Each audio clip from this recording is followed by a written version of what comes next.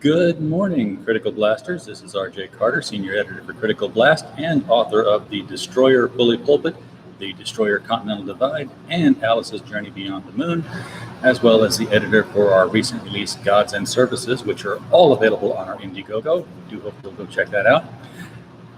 The headline is that I have read a #1 issue from Marvel that I just bought last Wednesday, and it stars Carol Danvers in a red and blue and yellow costume and a mask, and it was pretty good.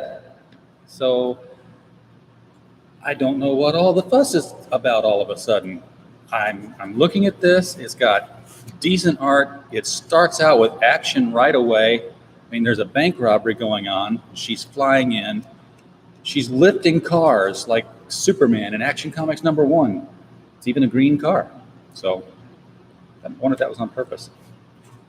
And then there's this supervillain inside the bank who is trying to clean up after the standard gun bearers. And no one can believe that this costumed woman has just stopped all these bullets. And then, she's back into her Carol Danvers personality, and she doesn't even seem to remember what she did. It's like she's got this amnesia. So this is some great comic book storytelling.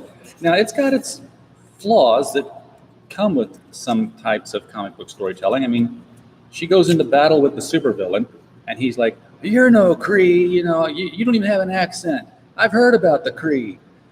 They fought the Fantastic Four, and they've got science that's far beyond ours, and you're just an Earth woman."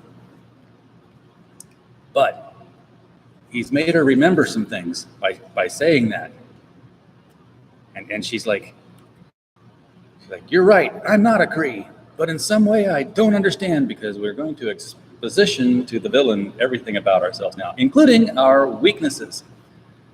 But in some way I don't understand, I've gained powers from the Kree, super strength, flight, and a strange seventh sense." She goes right past the sixth one.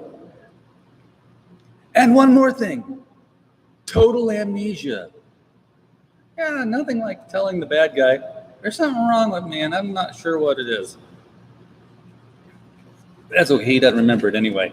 And then she still goes on and says, "Believe it or not, I've been so busy fighting crooks these past few days, I haven't thought once about my blackout spells or about my complete lack of memory." I think that was pretty important. "Maybe I've had a mental block against thinking about my past, but the fact remains, I don't know who I am," as she's swinging him around. It's dumb, but it's typical comic book, old school style banter. And, this, wait a second. I'm sorry.